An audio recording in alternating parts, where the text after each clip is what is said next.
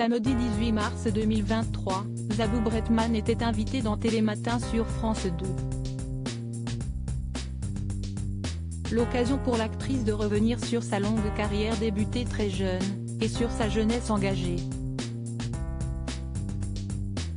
En effet, fille du scénariste Jean-Claude Deray et de la comédienne québécoise Céline Léger, Zabou alias Isabelle Bretman a suivi les traces de ses parents en s'engageant politiquement dès son plus jeune âge.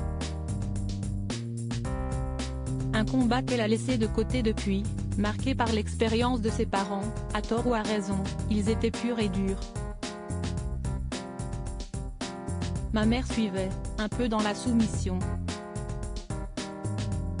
Enfant, j'ai baigné dans l'engagement politique. Des organisations comme Secours Rouge, Comité Gavroche. J'ai pleuré quand ma mère m'a annoncé que la Sorbonne avait été reprise, confiait Zabou Bretman dans les colonnes du Monde, le 26 mai 2019.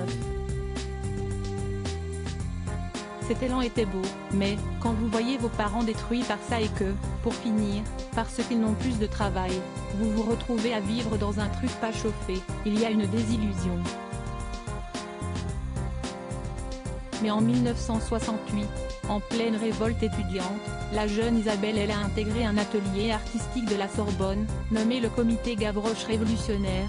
Mes parents étaient ultra politisés, on était à la Sorbonne, je balayais, j'étais au Comité Gavroche Révolutionnaire avec ma salopette et tout. Entre les murs du Panthéon, elle a fait une rencontre qui l'a marquée, et sur laquelle elle a accepté de revenir sur plateau de Damien Thévenot et Maya Loquet. Celle du chanteur Renaud, à l'époque adolescent de 13 ans engagé politiquement.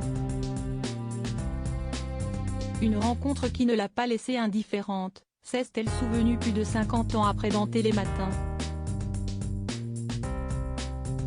Il était beau, Zabou Bretman sous le charme répondant aux questions de Damien Thévenot, la mère d'Anne et Antonin Chalon s'est mémoré cette époque où elle avait intégré le comité révolutionnaire dans le but de se rapprocher du jeune Renaud. Je suis rentrée dans ce comité parce qu'il y avait Renaud, a-t-elle admis. Et de poursuivre, Renaud a 13 ans. C'était plus qu'un petit crush.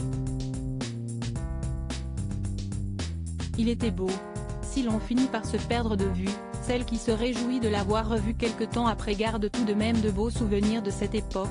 J'entends Mistral gagnant et à cette époque-là je le voyais encore parce que le clip a été fait par Gérard Mordia, qui est un réalisateur avec qui j'ai travaillé. Après toutes ces années, elle décrit son coup de cœur de l'époque comme un ado incroyable et brillant. Il est toujours brillant d'ailleurs, a-t-elle précisé, visiblement toujours charmée.